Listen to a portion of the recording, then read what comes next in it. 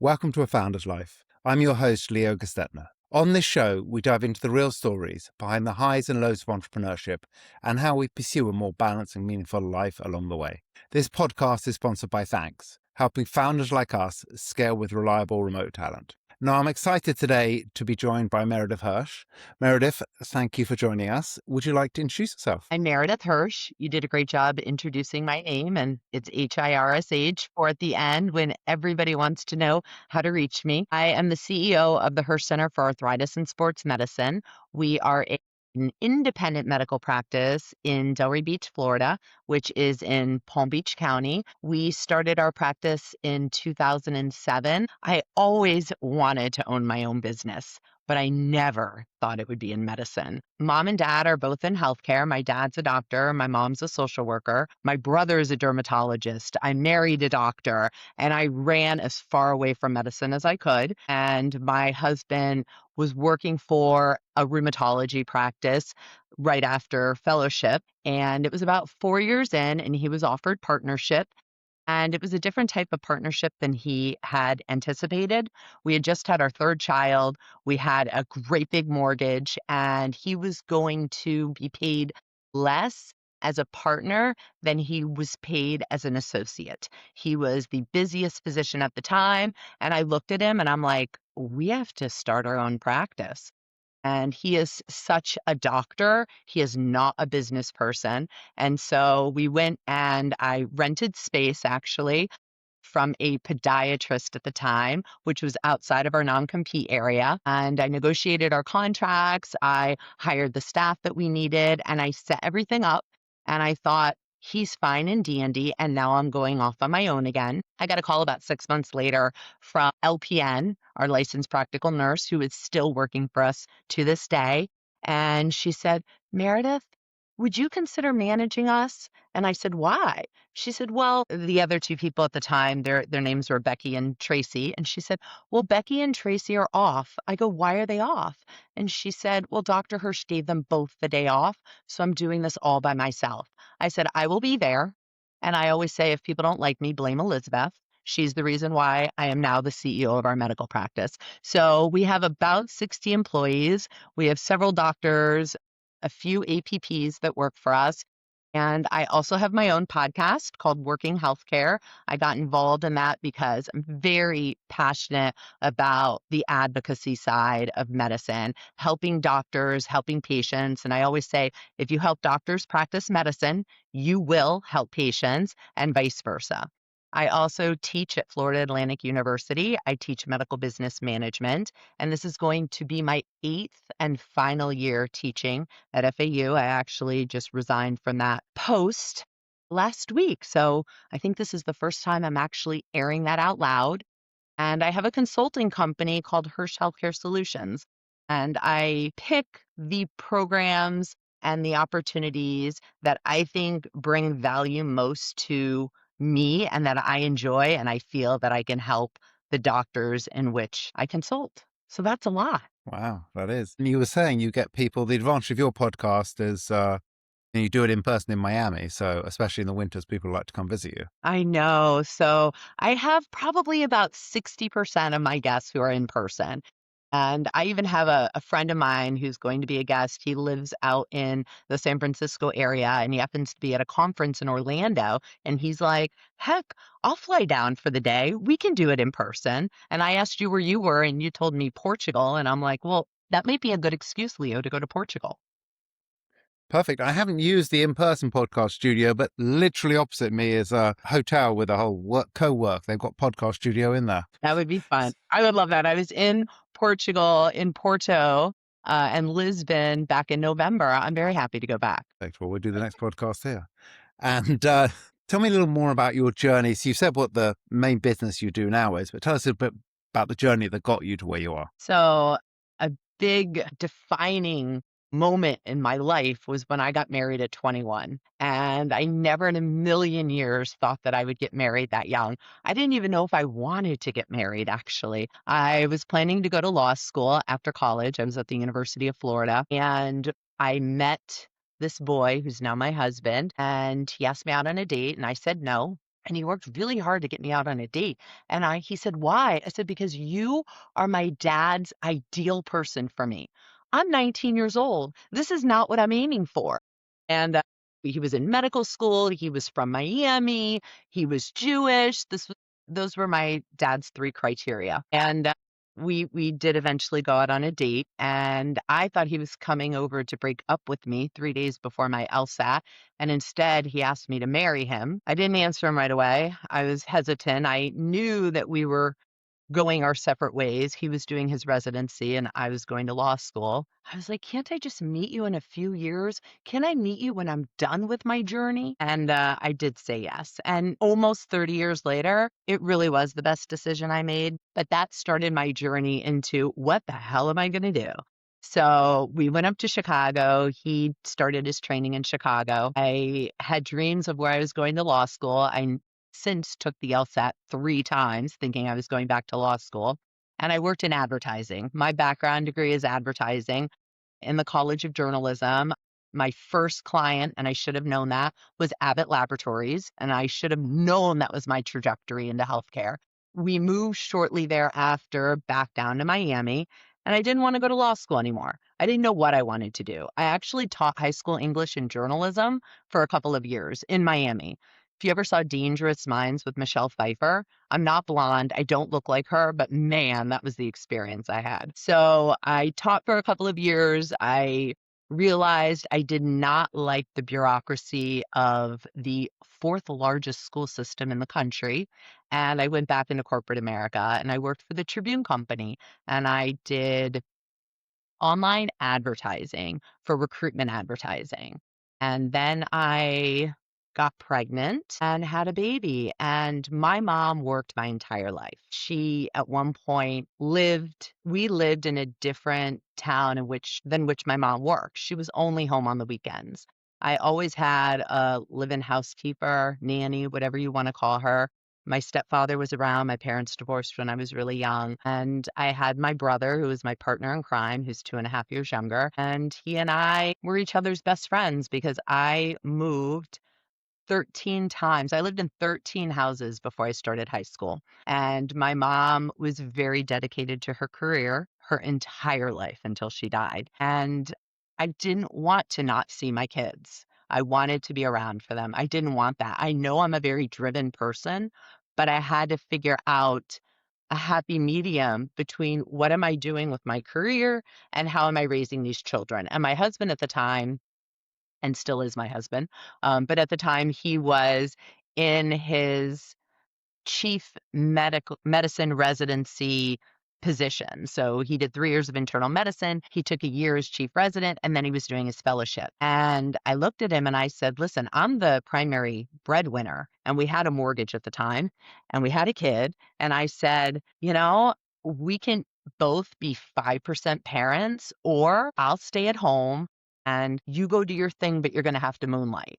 And so he did. He moonlighted. He was home maybe 2 days a month, and I was at home. It was difficult. I didn't have a lot of help taking care of Ethan.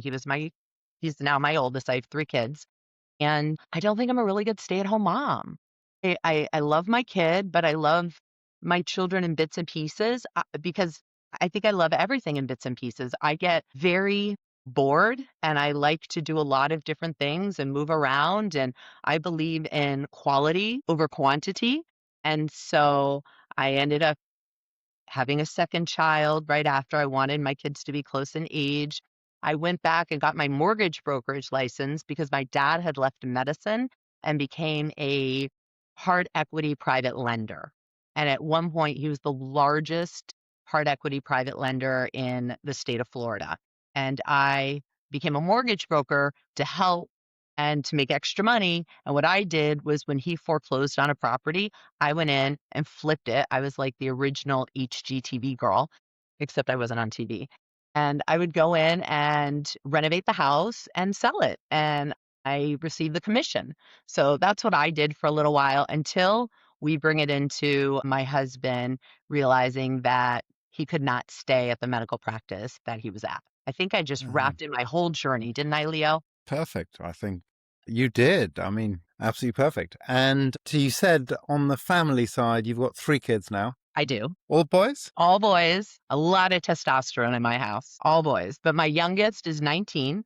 He'll be 20 in July, and none of them went into healthcare. So I don't know if I'm sad about that, happy about that. My two oldest are in the alcohol industry. My oldest started a data analytics company and aged spirits, and my middle one is a winemaker. So there you go. I don't know if Wow. I forced them into that. Not a typical Jewish career. I mean, they're not a doctor, a lawyer, an accountant. Exactly. Although my youngest is going into finance, so hey, he's bringing it in. He's a math major right now, so math and philosophy, which is a very interesting duo. But he's a great, interesting kid. Yeah, philosophy is one of those interesting ones that in the UK you study. Politics, philosophy, and economics, I think is like the standard British degree. It's the kind of degree that does absolutely nothing. It's sort of a general. Exact. But he's really great at math, and he was started out as a finance major. And people said to him, "You're really great in math. And there are not a lot of people who look like you and act like you who are math majors. This would take you very far." And so my white Jewish boy who played rugby for 1 year at Duke and is a wrestler and has his junior black belt in MMA and has a great social life is the math major, but he's going into finance, which totally makes sense. Perfect. And Miami is a good place for that. Oh no, he thinks he's living in New York, which is making me very Oh, sad. okay. How about the other two? The other two, my oldest lives in New York. He just got engaged. And so I am getting to be mother of the groom. So my husband and I are responsible for pulling this together. But she's fabulous. She actually has the same college degree that I do from the University of Florida. So when they say you either marry your mother or the opposite of your mother, I guess in this situation, he's marrying somebody like his mother. But Samantha's great. She does ad sales for Amazon. And my second one is graduating in a month, God willing, and he studied fermentation science at Purdue, and he is moving out to Napa. Wow. So you might be moving to New York or I'm not moving to New York, and it's funny you say that because you and I were talking about where do we live? You live everywhere. You don't have a home base. I like the stability because I moved around so much when I was younger. But I will tell you, even speaking to you over the last 30 minutes, I don't know if I want to buy that place in New York. Like, I definitely want to stay where I am in South Florida. My in laws are here, my brother's here, nieces, nephews, my whole family is down here. My friends, I like the stability, but I don't think I'm going to get that apartment maybe in New York. Maybe I need to do what you do, just Airbnb it when I want to. I mean, the New Yorkers all buy a place in Miami, so Well, I have a condo down here, and it's interesting you say that because I was really hoping to sell high and buy low, like sell it down here, and it's in Boca Raton, and buy something in New York. But I don't think that's really happened, even in New York. I don't think the prices have really dropped. And I thought with the whole political world going on in New York right now, I don't want to be too political. I thought maybe things would change. All the Californians are now moving to Florida. This could be hot. I'm like, I don't know. In 2026, that's not really happening. well, I think it's the same as in California, which is, the talk of all the prices dropping. And I think the problem is the kind of thing you want to buy is not the kind of thing that's dropping because the people, it's, I don't think, it makes a material difference because these property markets are so overheated. Certainly Southern California, actually, Northern California maybe, but Southern California, I don't think prices have dropped materially. My Um, son's dream is to have his own vineyard in California. And he continuously says, Mom, maybe it's something you want to invest in. This could be a great opportunity. I said, I will never have real estate in California. I am sorry. I mean, Portugal, they got great wines. You could, for the price of your condo in Miami, you could probably buy a pretty big vineyard in Portugal. I love that area. We did the Alentejo. We went all over Portugal when we were there in November. We actually went on a wine trip with friends. And I would certainly be open to Portugal. I love the fact that it is so diverse and they speak so many languages because as hard as I have tried, my Spanish sucks and I still speak Spanglish. And I give up on Portuguese. I don't think that's ever happening. I mean, the good news in Portugal is a lot of people speak English. It's I interesting. I know. find you go to Spain, which is just across the border, and actually people don't speak English outside of the pure touristy areas. Portugal, I find actually, decent percentage of the people you meet do speak English. I'm not saying everyone does, but I was shocked when I was in Lisbon. If somebody did not speak English, I was like, "What's wrong with you?" It was amazing how many people spoke English. And I was in Portugal pre-COVID, like 2018, 19, I remember we did a whole bike trip through the valley in Portugal. My husband likes to bike, and so I always complain that when we go on vacation, I love to eat, but I don't want to gain weight. So he's like, "Great, we're going to do active trips. You'll bike for 4 or 5 hours, and then you can eat." And I'm like, "Ugh." So we've done several trips where we go biking through the country, and so we did that in 2018, 19. And I didn't feel like a lot of people spoke English. And then I just went back last year and I'm like, wow, everybody moved here, but you have a lot of expats in Portugal now. but I find most of the Portuguese speak English. I mean, in any kind of service type environment. So again, you go to Spain. I was in Madrid a few months ago, and I was surprised how few people spoke English. I mean, in a major town, like I went to a hospital for something to get a vaccination. Like literally, not a single person spoke English. In Portugal, you'd find in any kind of service, whether it's restaurants, hospital, I'm not saying 100% of people speak English, but there'll be enough people speak English, so you'll be fine there. I question though why people speak so much better English when they speak it and multiple languages in Portugal versus in Spain. And Portuguese is a much more difficult language to learn to begin with. And so you're getting the different sounds, and it's a culmination of different languages that even develop Portuguese. And so you can always have somebody who speaks Portuguese who then speaks Spanish, but the Spaniards or anybody in Latin America or anybody who speaks Spanish doesn't speak Portuguese. I have someone who works for me and she's Brazilian and she, I don't know, came to America 20 years ago and she speaks Spanish just as well as she speaks English. One thing that surprised me is I mentioned to you, I've spent a few months in Latin America recently. And I think because I was just so spoiled by Portugal, I arrived in Argentina and I was Argentina, Uruguay, Peru, Panama. What surprised me is like English was not spoken. I mean, like, lucky Google Translate works really well on my phone, but like no one spoke any English at all, which is fair enough. It's not like they need to, but it just surprised me because I'm so used to Portugal. Well, you were just in Japan, and my son, Benjamin, my youngest, just went to Japan, and he told me nobody speaks English. I was That's sort of, very true. Yeah, Japan, it's very true. No one speaks English. The nice thing in Japan, and by the way, I'm not sure nobody, but outside of the pure touristy areas, no one does. The nice thing in Japan is at least the signs of everywhere are also in English. Because if they were just in Japanese, we'd be completely screwed. So you yeah. can get the train, at least you can read the words. Well, that's how it is. I went to the UAE for my MBA program. We had to do a semester. Their idea of a semester was like 8 days, but we had to do a program in a foreign country. And I chose the UAE because I thought it would be just so fascinating. It's so different than what I know. And I was there in 2011. Everything was in English and everybody spoke English. Every sign. I had no problems. And again, like in Japan, I'd be screwed because I don't know these characters. I think it's the same with Arabic. But you know what? English is the language of business. So if you're going to be educated, if you are going to work in the business world, you have to speak English. So I say I might speak Spanglish, but I am really great in English. So we're good. Although Miami, I mean, my daughter was in Miami for a couple of months at the end of last year. And she's like, this is a Spanish town. Because Yeah.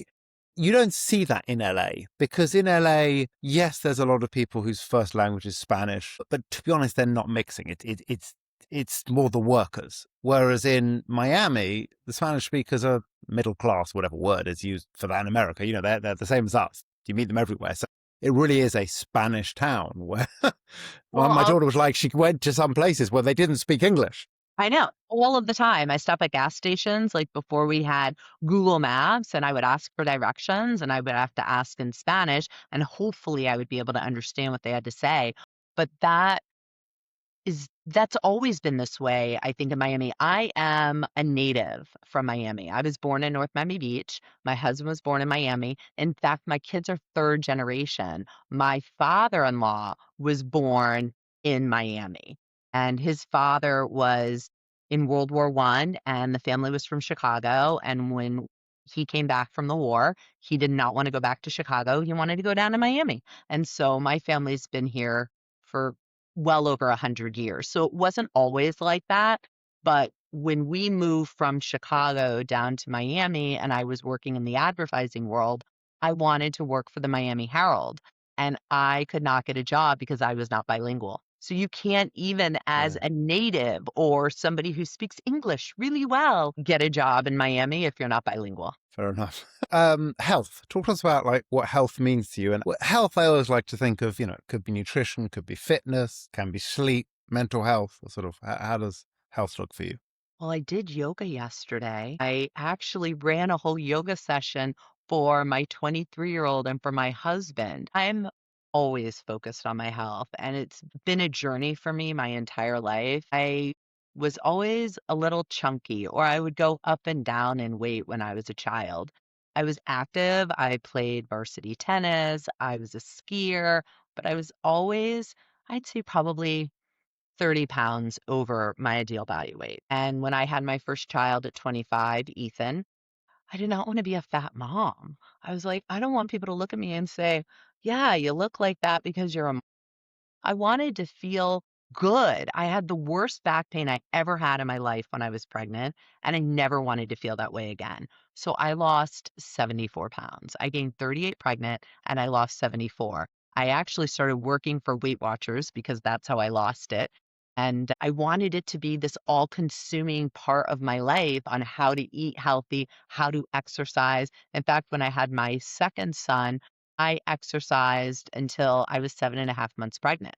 Totally different experience pregnant-wise, and I always even though I got pregnant 2 other times after I had lost my weight, I lost it again. So, it's very important for me to be healthy. I follow the 80/20 rule. My mom was a vegetarian growing up my entire life, and I don't eat a ton of meat, but my dad is such a carnivore, and my brother was so deprived that I think he would, like, cut meat off a cow and eat it raw and call it a steak. So, I think there's a happy medium, I'm probably the happy medium, but I follow the 80/20 rule. Yeah, I like to partake in some things that aren't necessarily healthy with I do enjoy wine, I do enjoy desserts, I do enjoy some of these carbohydrates or snacks, but I limit them and I really function on the 80% of what I need to do to be healthy. And then my whole goal though right now, I think, 'cause I exercise all of the time.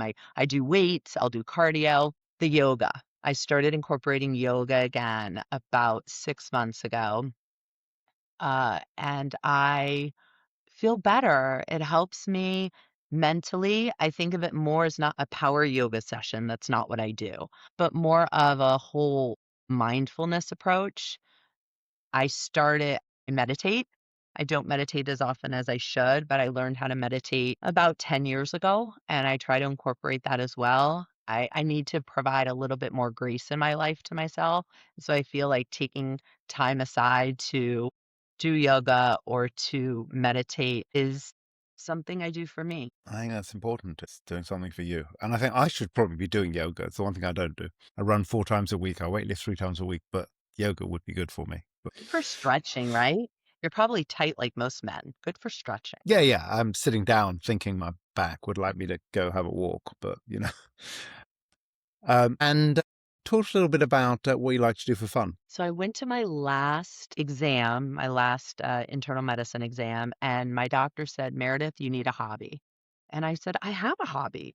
And he said, what's your hobby? And by the way, he's known me forever. He was my husband's chief resident at the University of Miami. So I have known this man since I was 23 years old. And I said, I have a hobby. I'm a podcaster. Working healthcare is my hobby. He said, that is not a hobby. I said, well, what's a hobby? And he said, listen, I play guitar. I play guitar like 15 minutes a day. I just pick it up and I play a little bit and I enjoy it. It's meditative for me. I said, I am not going to play the guitar. He said, Meredith, people who have hobbies live longer. So I was very much trying to focus on what do I do for fun? How do I need to have a hobby? But I truly believe there's a time and a place for everything. And right now, my hobby is visiting my children. My hobby is taking a break and spending time with them because they live in 3 different areas around the country, and I need to spend time with my in-laws. They're getting older now. I love my mother-in-law. I'm very, very, very, very, very close to her. My father-in-law is getting older. I have a lot of family down here. So I guess if my hobby can be visiting family or giving my kids a call or spending time with them, I'm flying to New York this weekend to hang out with Ethan and Samantha, and I'm planning a wedding, so I think that's my hobby. That's fair enough. Perfectly good hobby. Yeah. So that's what I do in my free time. I don't have a lot of it, which is why next year I'm not teaching at Florida Atlantic University. I've taken on a lot of different responsibilities over the last several years, and I've enjoyed it. It will be my 8th year, but it's now virtual. It used to be in person, and I just don't enjoy it as much. So I'm trying to focus on me. I'm 51 years old. I'm in the back half of my life, which is really sad when you say it that way, but I feel like I'm so much stronger mentally, physically. I feel good. Like I want to do what's good for me. I'm not at the back half of my life. I'm just beginning my next chapter. Okay, that's what I need to say then. My next chapter. My kids are like, you're middle-aged, mom. I'm like, why do you say that? I don't know. Like my friend said to me the other day, you are living your best life. I'm like, yeah. Okay, so I won't be in the back half, and I don't even play golf, so I don't even know why I'm using that as an analogy. But I am in the next chapter. I don't know, that's so cliche, but I'm enjoying where I am now. My confidence level, my just feeling good, my ability to say no and yes when I want to is definitely more directed than it was when I was younger. Perfect. What would you say has been a pivotal moment of your life? Now, you've probably already said that from some of the I things you've said, probably but did, you but never I'll know. tell you, the biggest pivotal moment, specifically as a founder of the Hirsh Center, was when I left the practice. I left running day-to-day operations. I left actually to finish grad school. I went back and got my MBA. I did an executive MBA program, and I didn't graduate until I was 42 years old. So it was a time, but I knew, and this was my third attempt at it, by the way. I knew I had to figure out a way to set my practice up in a way that it needed to be set up. I still had 3 children at home, and I knew I needed to get additional education for me. I just did. And so I thought I set up the practice the way that it needed to be set up, but it wasn't. And I knew I had to go back in and save it. So I always say when I teach an entrepreneurial class is you definitely have to have the right people in place, but you can't leave your company. We are 100% owners of the practice. Who is going to watch it the way we will? I now am at the point where I want people investing into the company so they have skin in the game. But if it's solely me, who else cares as much as I do? So I think that was probably the most pivotal time, at least in my career and as an entrepreneur and as a founder and somebody who knew that you can't abandon your company. Very true. Your baby. What would you say is one piece of advice you would give to an aspiring entrepreneur? Believe in yourself. Just do it. I'll follow what Nike said since, I am an advertising major for trade or from trade. I don't think people have enough confidence in themselves. I always feel like I can do anything. It just depends on how much I want it. And it's a combination of aptitude and attitude. Most of us have the aptitude, but do we have the attitude? Are we really going to work as hard as you need to work to get what you want to get? So it's all about prioritizing and figuring out and having belief in yourself. No excuses, just having belief in yourself that you can do it. Perfect. How can people find you? Everywhere. Google now says that I am a public figure. So Meredith Hirsh, you got my name right at the beginning. It's Hirsh, and I have a website, meredithhirsh.com. I am also very active on LinkedIn. I am on Instagram. I am on Facebook. I am on YouTube under Working Healthcare. And I love to speak to other founders, business-oriented people. That's why, Leo, when your team reached out to me, I was thrilled. I love your podcast. I love what you're doing.